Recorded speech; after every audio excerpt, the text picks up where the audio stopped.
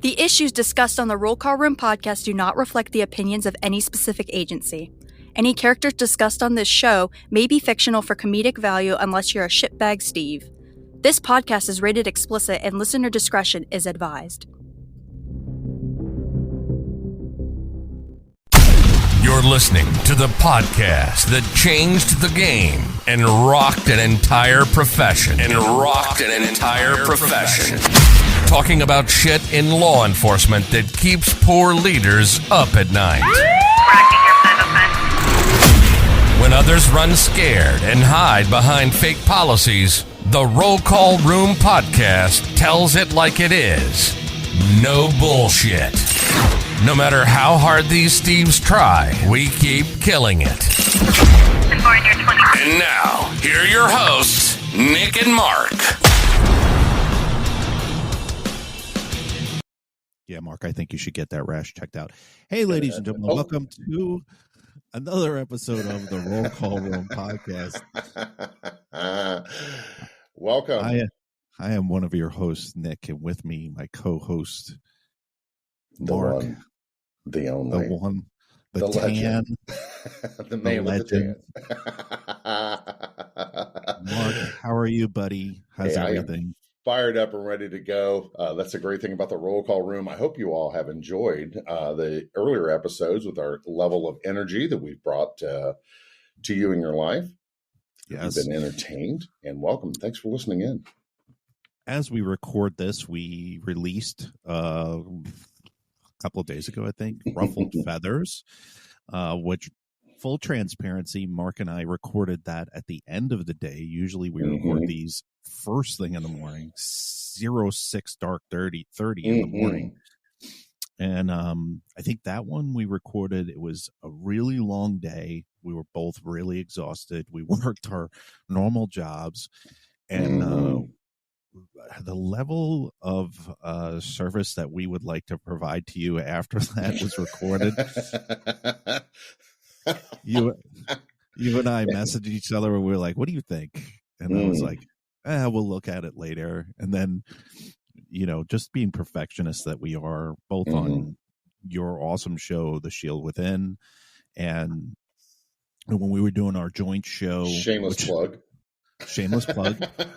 I don't think it's shameless at all.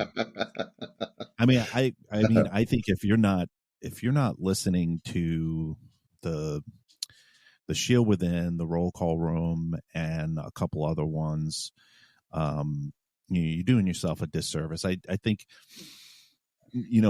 do a lot of people agree with 100% of what we talk about on here? Probably not, and I don't expect you to. It's just like I would be a hypocrite if I said just listen to us and everything we say, right? just believe in, because that's contrary to what we're telling you when it comes to leadership. And we had a plan. We had a plan for this episode, but it always seems you and I have these conversations offline, and then I was away for work. I was in where was I this time? Delaware or Jersey? One of them. And we were you went to Delaware because you were telling what a nice meth head environment that was up there. And you're like, our president's home state is just so beautiful. Dude. It's like Detroit from 10, 15 years ago. Yeah. So I got to tell you a story about that one. So I decided on not driving up there. I took the train, which was supposed to be very relaxing, but I took the Amtrak, which is like the Walmart Express,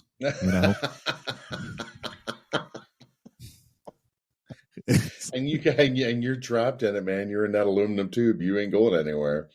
No, and I paid. I didn't. My company paid for business class, and I'm looking around in business class, and I'm like, how the fuck are all these people in business class? And I'm not profiling anybody, but I am. Yeah, you're a former cop, man. You're profiling everyone in the fucking train. So I'm thinking business. Don't think we're going to believe that bullshit. Yeah. But anyway, go ahead. I thought I would get on there and business class would be like the whole khaki coalition, No, it wasn't. What was it? No.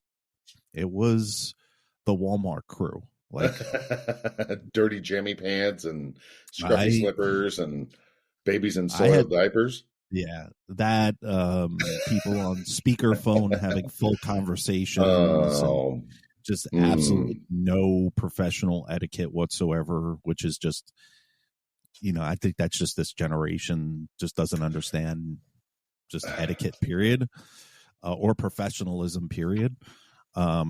But I put my Bose noise canceling headset on and was able to bang out 3 chapters to Police Mental Barricade Volume 2, which I'm hoping to wrap up pretty soon. Yeah, I'm pretty. And what's funny is, what's funny is I wrote like this banger of a chapter, and I was like, I gotta fucking send this to Mark. I was like, I gotta send this to fucking Mark. You're not, because I don't want to see it until the book comes out. Nah, I don't want to see the whole thing. Yeah. But it was, I learned that I learned this one, and we talked about it off the air. I was up there in Delaware, and the first Police Mental Barricade and the other books, I was on antidepressants. I was taking a lot of things to get me back to normal. So it was easier for me to get all this stuff out, like diarrhea of the mouth kind of thing. And this one's a little bit more hard. And it's something I think we have to have Dr. Dave on here, but I want to talk to him about that, which is that those blockers are no longer there. And it's so much more difficult with this book. And I don't know whether or not it's just that I'm far removed, or it's just I'm in a different place, like I'm not angry. And we've talked about this. I don't want to beat a dead horse. I'm not angry anymore. I'm more frustrated, more, I'm just in a completely different headspace. And it was a lot more difficult to get that stuff out. So, to wrap up where I was going with this story is that, you and I communicated to each other while I was away. Hey, the 4th episode, this is what we're going to talk about. And then, of course, Nick,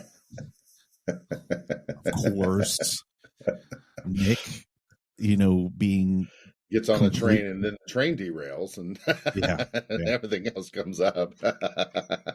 Train derailing, which is okay, and that's part of having an impromptu show.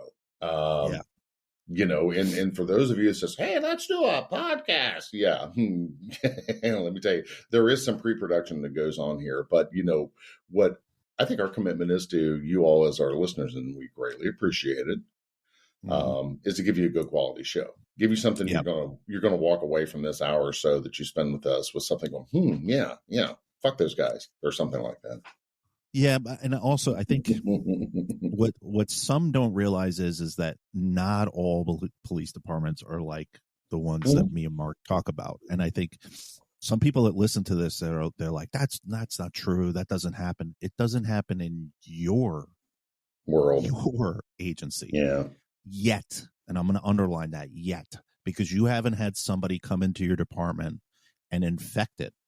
No, and what a great term. What a great term. Yeah, sorry. Fucking high five. No. and that's the thing is that like my old agency, the Alexandria City Police Department right outside of DC, it was fucked up for a very, very long time, but it was underlined fucked up. It was like low key fucked up. Then an outside chief came in and he just fucking imploded it like that submarine that just went down to the submarine, the Titanic, and it imploded. If I can describe Alexandria City PD, that would be it. That it would be that submarine going down, and then right around the hour and a half mark is when it went blew up. Yeah, and that's what and they're not recovering. And the reason we pivoted from what we were going to discuss on this show was I had alluded to, I think in episode 2, that I had submitted another FOIA because my old department doesn't learn that all emails are FOIAable. And I FOIA'd them and they stalled. I mean, I knew what I was asking for. I knew was going to be the fucking mother load, like the fucking the facial at the end of a porn, you know. And which is why you had to buy a Tesla, because you watch so much porn, you can't fill your car up anymore. Yeah, just about full tank. You pull the nozzle out and spray it all over the quarter panel. Sorry, bad joke. But so anybody that knows FOIA, they got 7 days, and then after the 7 days, then they can ask for another 7 business days. And so, of course, 7 days came. They not begged, but they said, "Hey, you know, we're getting your stuff together. We need another 7 days." It's bullshit. I knew it was bullshit, but it's the law. Mm-hmm. And then so yesterday was the 7th day extension. So I didn't hear anything. So I emailed the city attorney and I said, "Hey, per FOIA law, blah, blah, blah, blah, blah. Today is your last 7th day extension."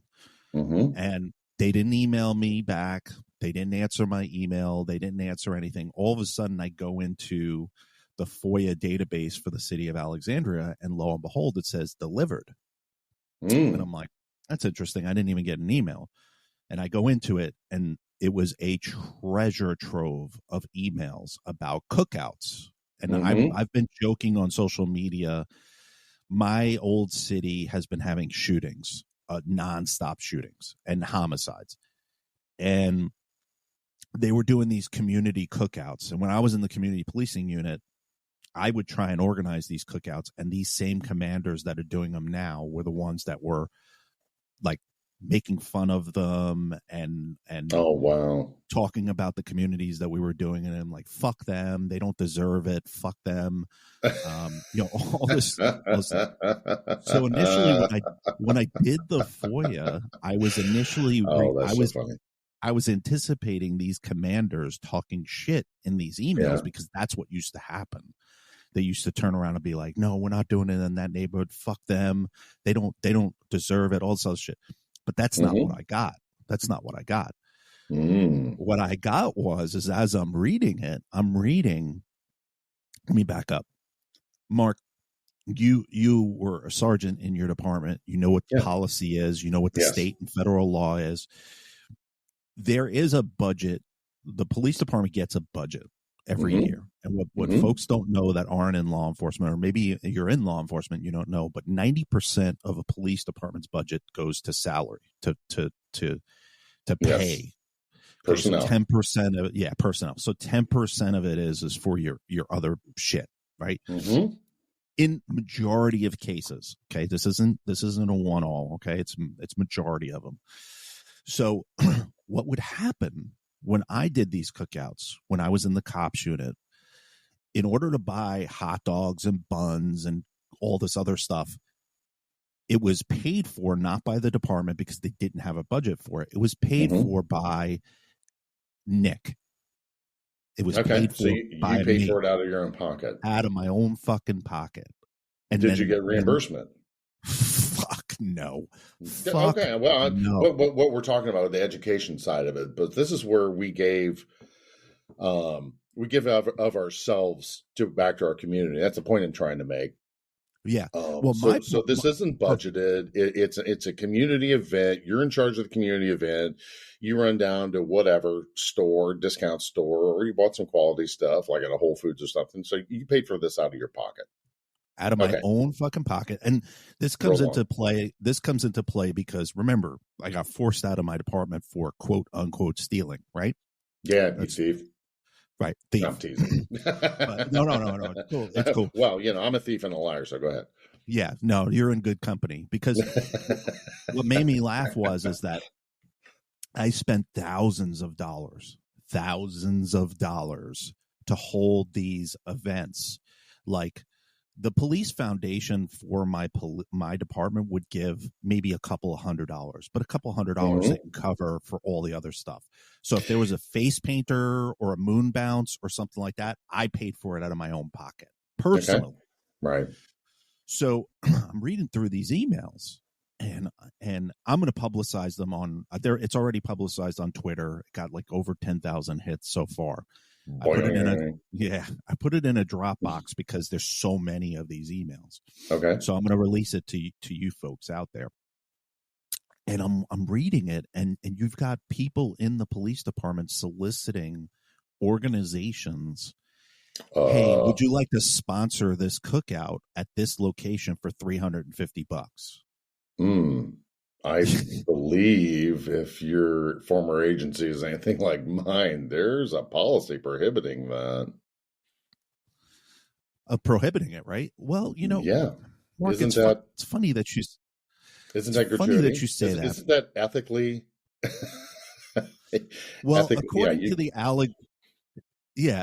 to the Alexandria City Police Department, Police Directive 2.2.02, Professional Conduct and Integrity, under subsection B, it says employees will not accept or solicit either directly or indirectly any gift, meal, gratuity, loan, fee, or any other thing of value arising from or offered because of police employment. Wow, that's I'm just reaching out here. I'm thinking, I believe that violates. Now's the next question. Is there an IA? So, I mean, you were alleged to have taken something GoPro. Yeah, GoPro. Yeah, that you suggested the city purchase because you used it in your side gig. Investigation. You know what's even funnier about that GoPro, and we're going to come back to this. What's funny about that GoPro that they accused me of? We had the police foundation had paid for a GoPro, and we suction cupped it on my Suburban when I was a sergeant, and we were doing a promo video for a gaming truck that we had built. Oh, okay, cool. And lo and behold, that suction cup did not hold the GoPro. So when we arrived at our destination, it was no longer there. Oops. So Nick went on Amazon and bought a new one with his own money to replace that one. Because the police foundation had purchased the first one. So I find it ironic. But I digress a little bit. What angered me a lot was you have a captain on there, you have a civilian employee on there, you have a sergeant, the sergeant who told II basically started the investigation against me. He took over the community policing unit. He's on there soliciting for funds. The police foundation is soliciting for funds. You have multiple people in there that are soliciting for funds. So I emailed the city manager yesterday and I asked for a comment for an upcoming show about this, about them violating the police directive. And I also asked him whether or not the police department, when they were doing these cookouts, did they get a special use permit? Did they get a permit to hold an event? Did they get the help? Did they get the health department to come out there and inspect the food, the temperature of the food and the grill, that it was in sanitary condition? I bet you not. But the rules apply for you. The rules apply for thee, not for me. And that is the reason why I did what I did. And also the reason why I did what I did was I discovered the other day that the piece of shit asshole from II that I went to the academy with just got promoted to lieutenant last week. Whoa. So congratulations, fuckface. This is for you. Congratulations. Yeah. Congratulations. Yeah, congratulations. Guys, we have a rule book. It's called the Policy and Procedure Manual. We have laws, and that's if you're going to manipulate those things to come after good people, then we need to be adhering to them. A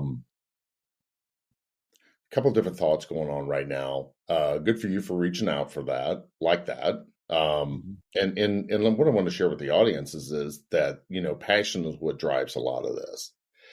And it's the passion of where they put a lot of useless effort behind trying to hem up a good person. Mm-hmm. But if you're going to do all that and you're going to try and live this high and mighty life, then you need to be living your high and mighty life. And if you're trying to do something good and honorable, like the community relations and doing some cookouts, then by golly, boys and girls, you better, as they used to say in my world, do your homework. Yep. Be sure you're doing everything correctly.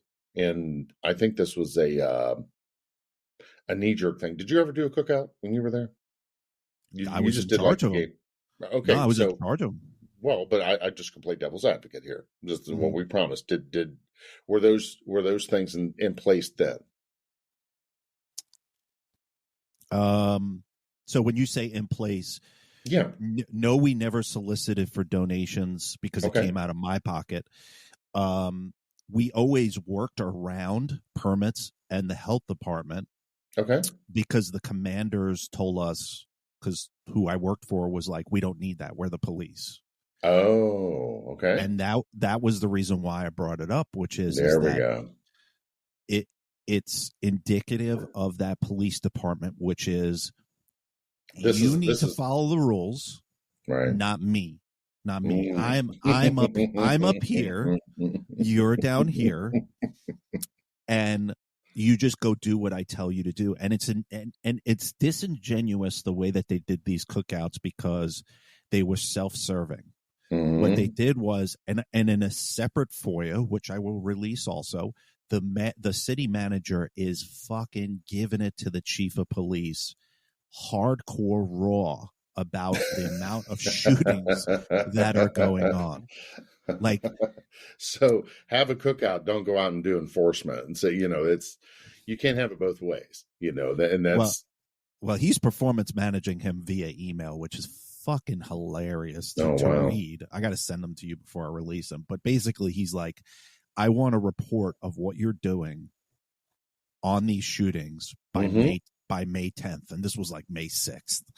And he's like, he's fucking giving it to him. And then the other thing is the chief that's the current chief now, he's just a fucking dummy. Like, he's just an idiot.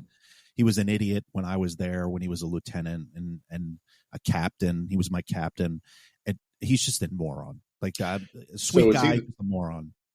Quick question. Was he the one that put Lieutenant Moron in charge of your division?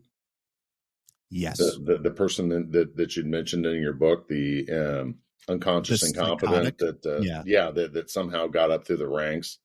Yep. And to play devil's advocate, just for the listeners, like, how do people get into these ranks? And it's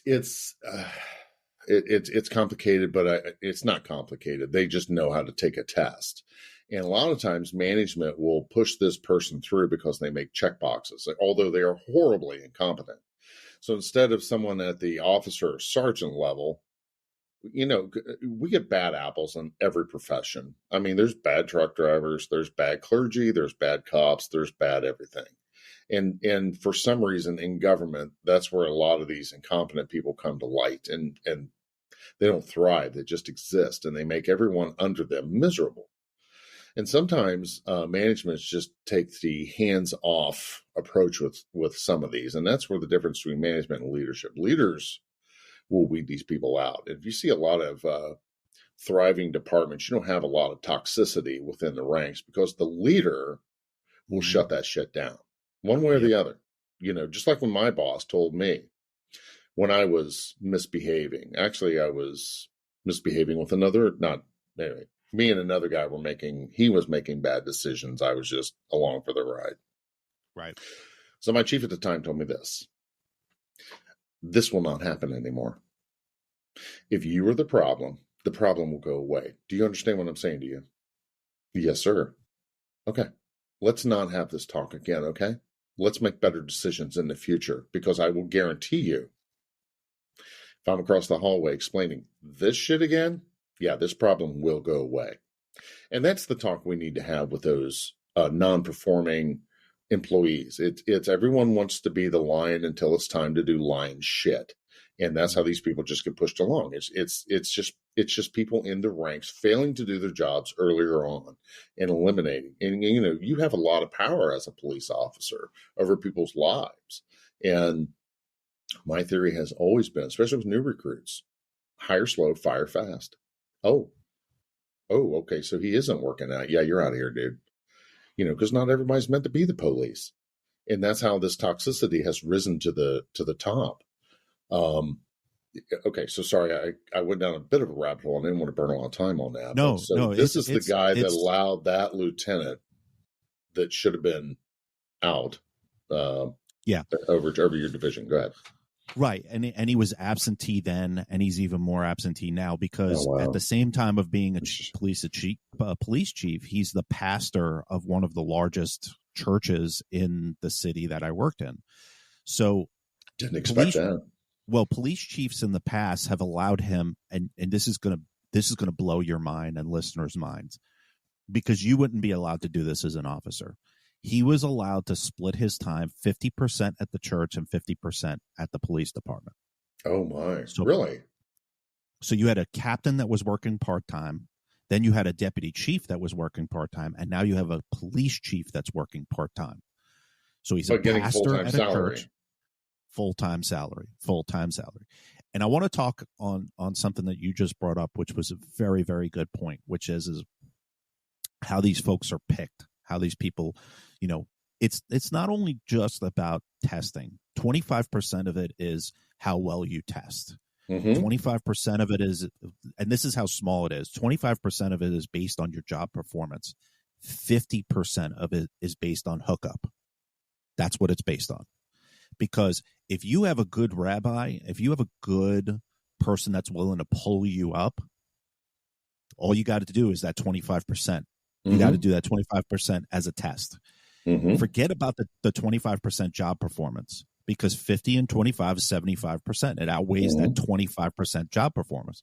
Right. And that's why we look around and we look at some of these commanders. Like, I'm looking in this email dump from the FOIA, and one person, he was a fucking douchebag to begin with, but he's an acting captain.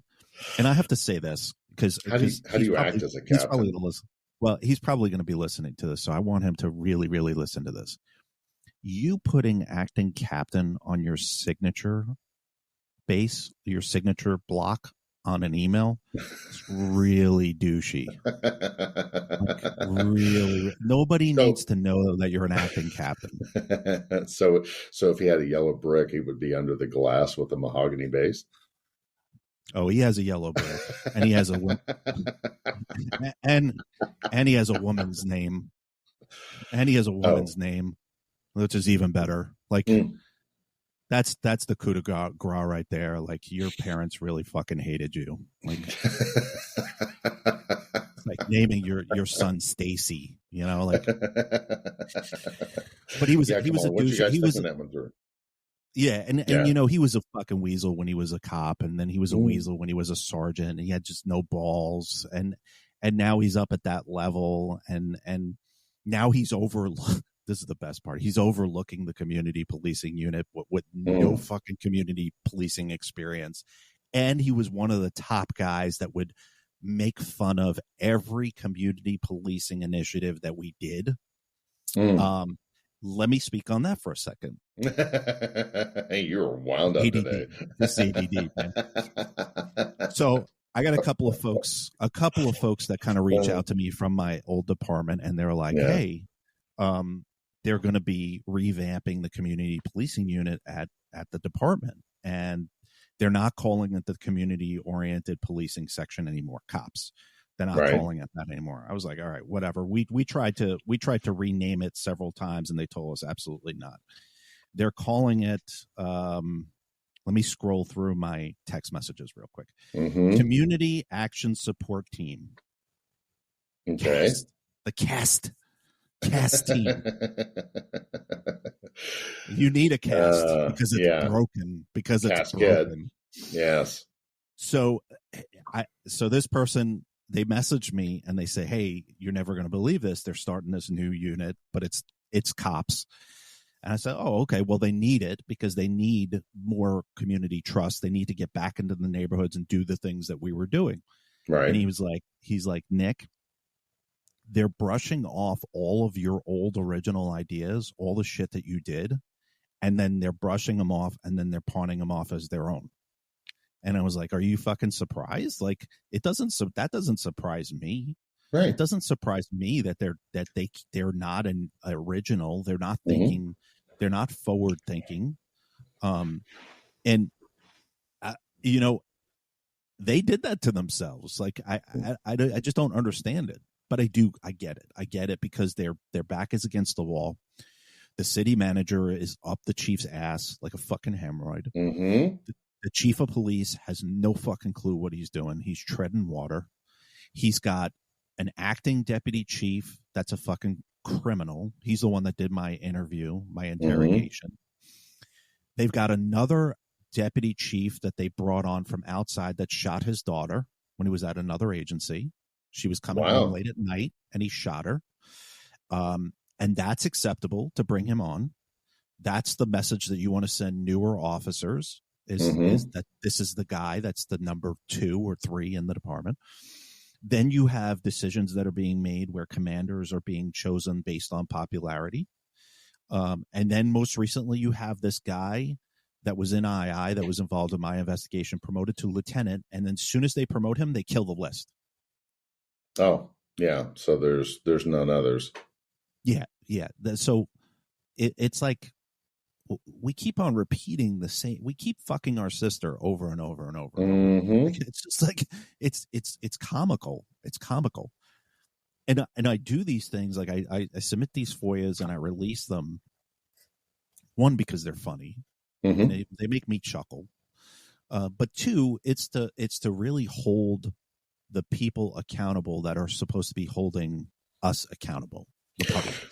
Right. So, and how many times have you doored up with people over the time? And this is for our listeners too, is how many times have you said, if the public only knew, listeners, come on our Facebook or whatever social media and answer that one. How many times have you heard that after this episode airs?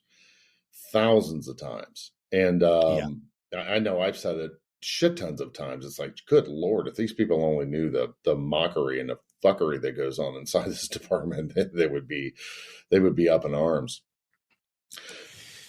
It's I don't say it's amazing how we get anything done, but back to your first thought, I would be very proud, and I am proud of you that they are resurrecting your ideas. The reason why is the best compliment is duplication. We're out of ideas, and most of these people are thoughtless. They don't have their own innovations. They're not innovators. They're part of the hive, and that's what I was talking about. A lot of these management associations are just beehives of that mentality, hive mentality. They're not innovators. They don't come up with the new ideas, and heaven forbid you have a leader in your lower ranks. I mean, even at the level of officer and new officer, I recognize leadership, even with my academy cadets today. And I want to jump into another fraction here real quick. And I think strong leadership from the bottom up prohibits what's going on in your former agency right now, is that you don't have people that are managers yet. And there's a huge difference between that. With leadership, you want the whole team to grow. With management, I want me to grow. And how do you know you have a toxic leader? And that's why I was really surprised about your chief, that he spends half the time as a pastor. And a couple of thoughts on that real quick is that, to me, I mean, I'm old school law enforcement. You got a lot of shootings in the community. It's done by about 2 or 3 people. Go arrest them fuckers. But then you have to balance with that. Was like, okay, so I start yanking these dudes off the street and hemming them up, put them in jail. Now we have they go start throwing the race card out there of whatever origin these people are. That's what the chief has to balance it by. And without reading the emails, I would foresay if my city manager said, "Hey, chief, I need this stuff to stop." All right, well, we got a plan. You ready to back it up? Because we'll go out. What do cops want to do? We want to go be cops. We want to go arrest people. We want to go get the bad guy. We want to go get that shooter and take him off the street. We want to go get the search warrant, clean this house out, and take all the illegal guns out of it. That's the way you do it, guys. I mean, these citizens of that city pay a lot of money to fund their police department. So let them go be cops, and this shit stops. Period. Well, I think Cookouts aren't going to do it. Enforcement's what's going to do it. Right. But I think with this city, because this city is extremely liberal, very left liberal, very. And we don't really touch very much on politics on the show for a reason, because we want you to form your own opinion of politics. But we all know that the far, far left liberal cities that are run are in fucking turmoil right now. Free fall. And Yeah. So you have the mayor of that city that's a flaming liberal, just fucking flaming. The city manager, flaming liberal. The whole city is liberal. So what that mentality is what they'll look at in this situation is they'll go, yeah, they violated department, state policy and federal policy for solicitation, but the ends justifies the means. And that's the liberal thinking, which is that even though we broke the rules for a good reason. We murdered this person for a good reason. It's that stupid mentality. It's right. It's like, and I pointed out because that's what'll wind up happening. Well, a couple of things are going to wind up happening from this. The city manager is not going to respond back to me, or if they do, the public information officer for the city is going to reach out to me, and there's going to be a standard, normal comment, which is. You're gonna get the milk, the milk stool, blah blah blah blah blah blah blah. They're not going to come on here and they're not and talk on a roll call room. I have to tell you this. So the city last year organized a civilian complaint review board for the city, and so I went on the city's website and I found the email address to report this to the civilian complaint review board. I send them an email with the dump from FOIA, and instantly I get an email back that email address is not valid. It's like the 1-800 number, how's my driving, on the back of the truck with a dirt clod in the middle of the number. And when I got that email, Mark, and I opened it up and it said, don't the domain demon thing where it says this email, I just looked at it and I smiled and I go, this sums up the Alexandria City Police Department and Alexandria City in general. Yeah. It's classic check boxes, man. It's classic check boxes. It's classic, like, ugliest person, but you put so much makeup on them that they look like a fucking rock star. and then you wake up next to them and you're like, what the fuck did I do?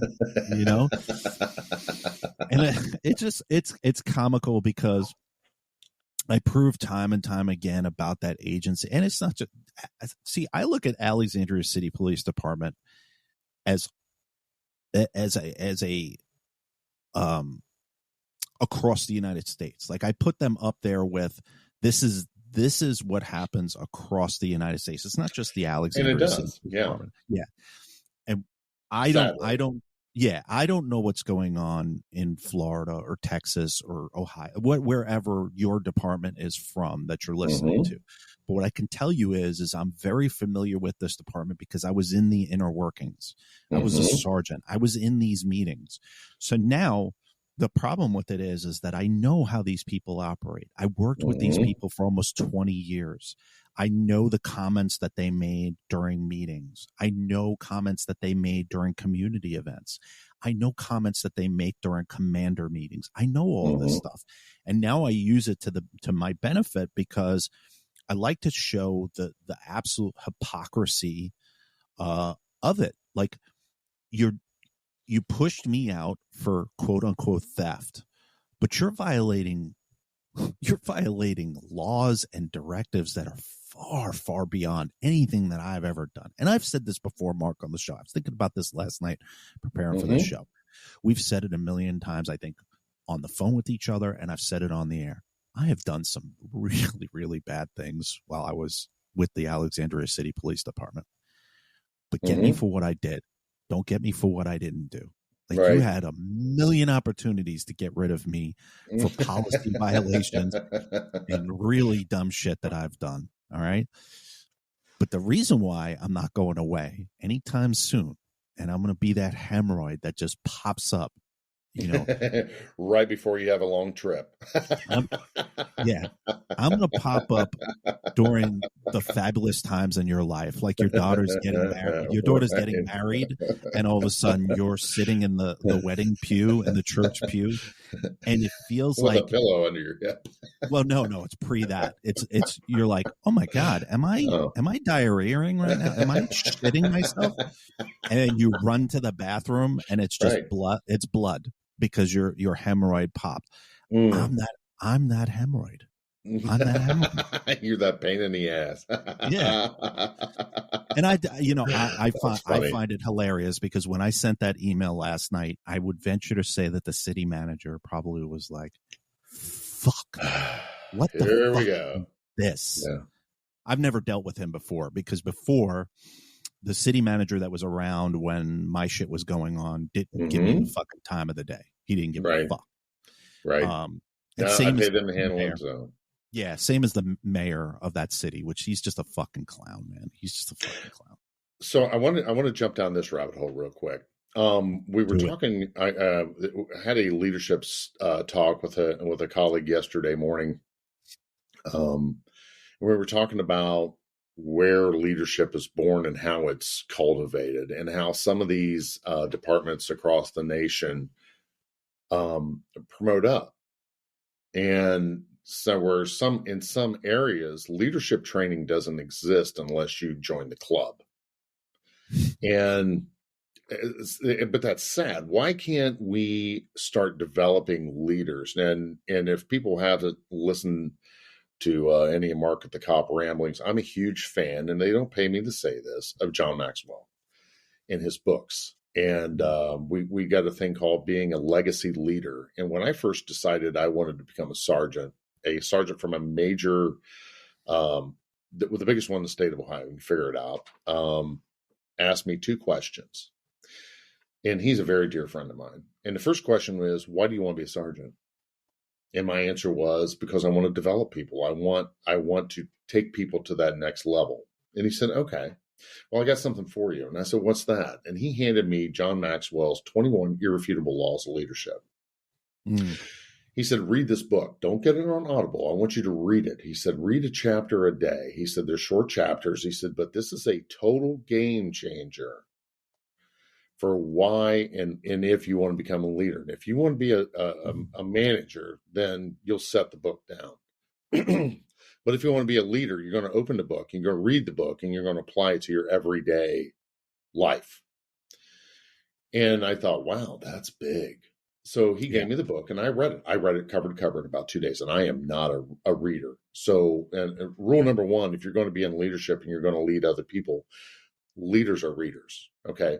So ever since then, and when I was talking about being a legacy leader, every time I heard of anyone, not only at my agency, but at other agencies of people who I'm friends with, hey man, I'm going to become a sergeant, I always ask those two questions. So when I was talking to the Maxwell team about becoming a certified life coach and a Maxwell speaker, they said, well, just in chat, they said, well, that's what we call becoming a legacy leader. And I said, that's fantastic. So where I'm going with this is developing that leader at the ground level. And so many people, like with my daughter's boyfriend, he got promoted to his job in banking. Well, they made him a manager and put him in charge of, I think, like 20 people, but they never gave him any tools. They just gave him the position. So you're kind of out there twisting in the wind. It was just like me at my department. They made me a sergeant, but I had absolutely no resources. Here's your keys. Stripes. Here's your stripes. Here's the new car you're driving. Now go be a sergeant. We had no FTO program. Same. And the knucklehead that I was assigned to, my direct report soon became my chief, and I should have had a clue then, was that he's not developing anyone but him. And with me, like with the officer on my team, his name is also Nick, very bright man. I knew early on he was far more intelligent than I was, so I utilized him. And I went to Nick and I said, hey man, what do you think? And we kind of became a bit of a team, but everyone on my crew always had a voice. And then I helped him go through the process. I told him about, because we do the assessment center here in Ohio. We have 5 or 6 other chiefs come in and judge you, and that's 60% of your score. So you can be a test taker. That's only 5%. You can be the good old boys. That's only 10%. But 60% of it is what these other chiefs value you in. And I really think that was a good process. And it kind of weeds out the bullshit, Yeah. So I helped Nick go through that process. But where I was going with this is developing your leaders from the bottom up. And it sounds like that's where it is there in Alexandria. Excuse me. But where we're having the issue is promoting up and through And when you have a bad leadership role, it leads to and breeds up that type of people. I agree. And it's funny because you and I never exchange these stories before we come on. When I was a sergeant, and I think I've talked about this before. When I was a sergeant, I had 19 people that were below me get promoted to sergeant that I helped. 19. Fantastic, man. What I did was, over a period of time, was I had this binder. This was a very infamous binder. And I had in here a bunch of scenarios, a bunch of things that I had created to get people ready for promotion. And there were people that would come to me. One of them was the first co-host, Mike, came to me and was like, "Hey, can I get a copy of that binder?" And I was like, "Absolutely, here you go, buddy." But it was one of those things where you literally got my binder. You needed to go to the photocopy machine, make a copy, and bring it right back to me. That's how important it was to me, because I put so much work into it. But there were other people that came to me that were like, "Hey, I'm going to put in for the sergeant's process. Can I get your study guide?" And I was like, "I think you need to reevaluate whether or not this is a good position for you." And the answer was politely no. And I was very selective. That is where the book that I put out, which is called Law Enforcement Promotional Process Study Guide, came from. Oh, wow. I publicized that book after, I think it was the third book that I put out, was because I knew that over a period of time, all of these people that were taking sergeant's processes were striking out because they were going into it thinking like you and I think, Mark. But there is a way to go into these processes and quote unquote beat the process, because what they're testing you on versus what really needs to be tested is not happening. So you need to go into there with a different mindset. You need to go into there knowing a ton of resources that are just checkbox. Because a lot of these promotional processes, and I've sat in on them as assessors. All we're doing as assessors is we're waiting for you to hit that keyword so that we can check off on it. And if you don't hit that keyword, or you go into a promotional process thinking that the assessors know already what the job is, like you go in there and you go, "Well, you know what we do when we arrive on scene." Right. No, I don't. I'm an assessor. I have no fucking clue. I'm an assessor. I'm here to assess you. Yeah, you tell me, bro. And I was one of those people. First time I took a process for a specialized unit, I went in there and it was like, explain to us what you do at a homicide scene. You go, you get there and you do this and then you do that and then file the report. And they just stare at you. And you're like, and next question. But instead, what they want is acknowledge on the radio that you received the call, mark en route. Get there, mark on scene, do this, do that, do this. And then there's post stuff that you do. Like not only file the report, but make sure you put your overtime slip in. Stupid stuff like that. It's stupid little things that elevate you. Okay, in your process. I'm going to push pause. This isn't in part of the, this is how my ADD mind work, but this isn't part of the process. But so if you're at a homicide scene, the very last thing I did as a supervisor is check with, "Are you guys okay? Everybody all right?" That's in my book. There you go. You check with your people. Book. And when do I had, on the Shield Within, we did an interview with a lieutenant here local, and man, he took it to the next level after that. And I'm after talking to this guy, and I had the pleasure of working with him on the road. But he would even get right down to the nitty gritty, like at a fatal accident scene, walk up to the tow truck driver afterwards and say, "Bro, you doing all right? If you need anything, you can let me know." And I'm like, "Damn it, bro." Which, he was one of the cream that rides to the top, and what a great leader. And thank God he's doing his own leadership gig now. But when you're getting into management, don't get in there because if I'm a boss, God damn it, that shit ain't going to happen. No, wrong attitude, bro. You should stay where you're at. You get into management, you get into develop people. The whole team wins. You win when the whole team wins. That needs to be your mentality, and as a supervisor, it took me a long time to figure this out. And, I stepped on toes and hurt people's feelings, and I feel bad for that. But right, Mr. Bull in the China shop. But what I learned, I'm the support role. And to get over yourself, it's my job is to make your job as a patrolman easier. What can I do to make your job better?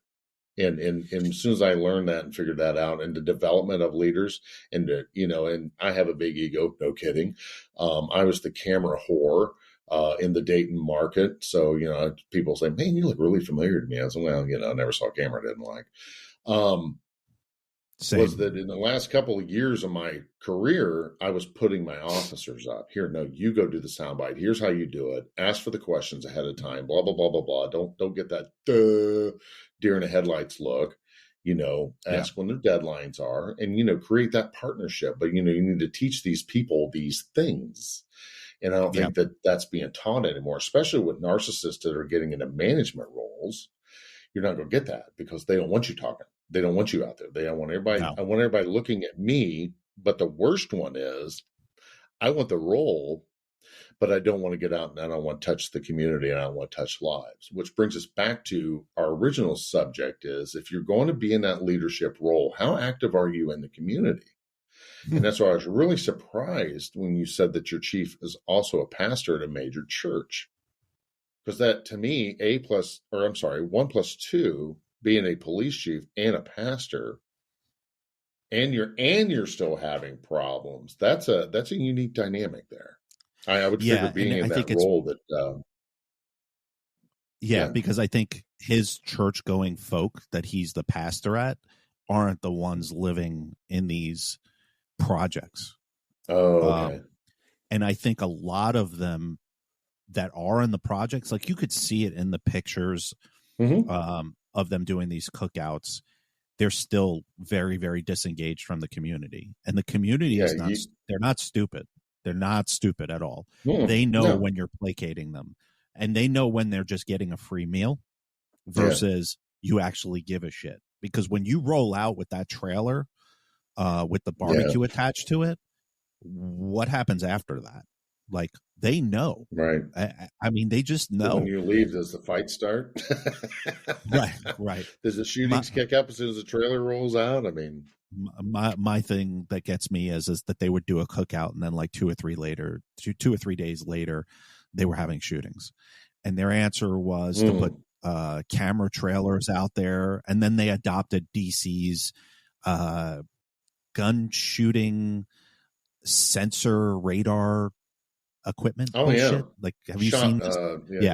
Yes. They employ it here in Ohio. Shots fired or some shit like that. Shot tracker. Shot tracker. But it's a triangulation of microphones around the area that that's pinpoints. It's actually fantastic. Quite accurate. It is, but it's accurate because it's past tense. It's not stopping it. All it's doing is it's an investigative aid later on to investigate it. Because once the shots ring out, they ain't sticking around. Right. They're taking off. The issue is, if you're not using enforcement and you're not taking these people off the street, then you're not fixing the problem. You can have all this technology and cookouts and all you want, but if you're simply not doing the job, you're not going to stop the problem. Guys and gals, that's why I kept trying to explain to my former boss, we're the thin blue line. The thin blue line is where this stuff stops at. And sometimes we have to get the knuckles bloody. I'll just say this for us to close it out, because we're over on our time. But cookouts and ghost cars, quick. I know, cookouts and ghost cars fix crime like pizza parties fix morale. It's like now. See, I'm gonna call you on that. Now, I didn't have pizza parties. Now, on my Saturday nights when we worked, I bought my crew food. I said, I'm buying dinner on Saturday nights because you guys were shorthanded and you guys work your fucking ass off. So come in and eat, and thank you. And I think our friend from Spinning Our Gears says, well, Sarge, that's the difference. You were having the pizza party the pizza parties we're talking about for the day shift crowd. You're a midnight sergeant that's actually supporting your crew. So there's the difference. So, see, my midnight crew, evening crew, when I was a sergeant, we always had a post roll call. So we would have a roll call, and then I would turn around and say, hey, evening crew. Let's go to the park. Now we had a spot which was a Starbucks out on the west end of the city. We would all meet there. Those that didn't drink Starbucks, we all went in, we got our Starbucks, and then we stood around in the parking lot. We joked around, we joked on each other. And then as soon as the first call came out, it was the end of the powwow. But that was my way of being with my people, like saying to them, hey, listen, this roll call is the stuffy roll call, and now we're going to have the unofficial roll call, which is let's all have a good time, because this may be the last time that we're all together if God forbid something happens. Right. And well, and that's a leadership role. And I don't think a lot of that is happening in a lot of departments. So but I will tell you what is happening a lot is our balls feel better because we're using Manscaped, manscaped.com, code roll call room. You get 20% off. I love my kit that they sent me, and I know Mark loves his. You're wearing your beautiful t-shirt. Yes. So much so is that and with the sale going on right now, it is a great value. Put in that discount or the promo code, and your balls will thank you later. Yeah, the promo code will be down here where I'm pointing for those of you that are watching. Again, it's manscaped.com. Roll call room is the promo code, and you get 20% off. I do want to also plug real quick. Buddy of mine, I've been doing virtual personal training. I've lost over 25 pounds, which I'm super excited about. In my age, not Mark because he's way older. It's a lot harder to lose. And Logan Campbell, who's my personal trainer, he used to have a podcast. We've had him on here a couple of times. His Instagram handle is Little Hollow Life. Reach out to him if you're ready to make that decision, if you're ready to change your life. It has changed my life in some great ways. It feels good to no longer wear my dad's shirts, the size of my dad's shirts. And it feels good to, I'm on my second pair of pants that I've had to go buy a new size. And I haven't been I haven't been this size since I went to the police academy. So I'm pretty pumped about that. I feel better. He's a great personal trainer. And he'll kick your ass in shape. Like no fucking around. He messages me and he does that virtually? He does it virtually. He has an app that he does. You track all of your food. He basically figures out how many carbs and protein and fats you're supposed to have. He'll educate you on what to eat and what not to eat, because that was my biggest problem. I listened to a lot of people I did keto, and it's in your head. Carbs are bad. Let Logan teach you what you should be eating. And literally all you need to do is 30 minutes a day of walking. And fantastic. Trust me when I tell you, you will lose weight. So I just want to give him that plug only because he's changed my life in a positive way. And I think we need to reward folks on this show that are making positive impacts. He's really zeroing in on former law enforcement folks, because we have a bad habit of leaving law enforcement and then dying of a heart attack. So, oh my goodness. Yes. He's doing some great things. So this shout out is for you. I didn't tell him I was going to do this. He didn't ask me to do this. I get no discount for my monthly thing that I pay him, but I'm really proud of him. Logan, I'm very, very proud of you. So there's that. Very good. We do have some cool swag on the rollcallroom.com. So we have mugs and shirts, and we're going to be rolling out other swag as well. We got some Mark's got some cool stickers. Yes. We do have some posters that we can sign. If you go over to Patreon, if you even join Patreon for the lowest dollar amount, we'll send you an autographed poster and a sticker. And it keeps the show going. Slap stickers. Slap sticks are always fun. Yeah, it keeps the show going, folks. Over the years, it has landed as a personal financial investment, but I want fans that are listening to the show, and there's thousands of people listening to the show, help contribute to the show. Put one Monster drink away a week, and you can help out for the entire month. So just think about that. Go on our Instagram page, which is at Roll Call Room, and we have our link tree. You can link over to all of the different social media platforms that we have, specifically YouTube. We're really pushing YouTube. We want you to see these videos. We want you to see these two ugly fucks as we're doing this. So I turn it over to you, Mark, to wrap it up. I went on a tangent between Logan and all of this amazing, beautiful things, but I turn it over to you to close us out, buddy. Well, to each of every one of you out there listening, thank you so much for your time. Thank you for joining the Roll Call Room today and listening to our banter. We greatly appreciate it. Please be safe out there.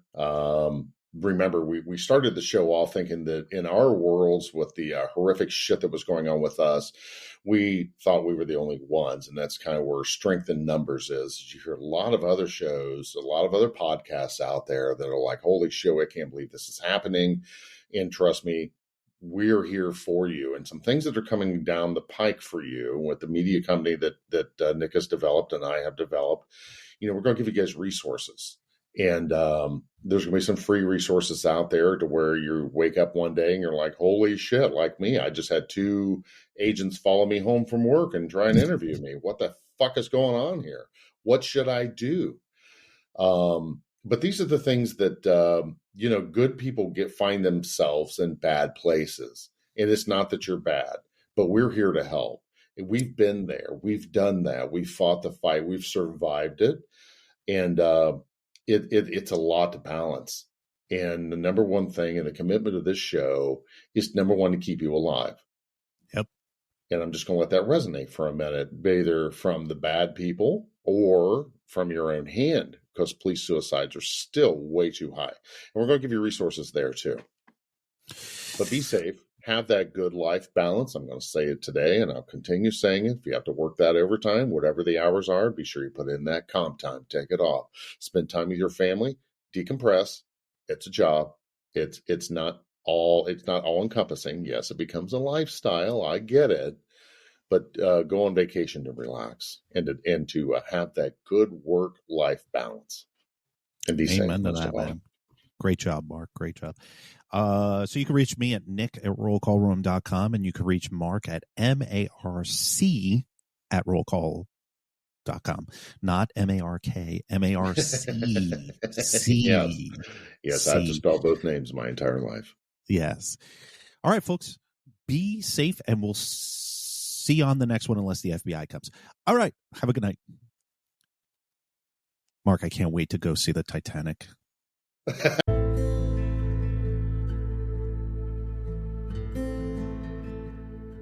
Law enforcement suicides are at an all-time high right now. One of the causes is poor leadership within the law enforcement profession. Nick, the host of the Roll Call Room podcast, has written a book, Police Mental Barricade, A Survivor's Guide to Poor Law Enforcement Leadership. This book is a raw and powerful look into suicide and how poor leadership decisions contribute to law enforcement suicides. Buy the book now at mentalhealthbarricade.com and stop the stigma.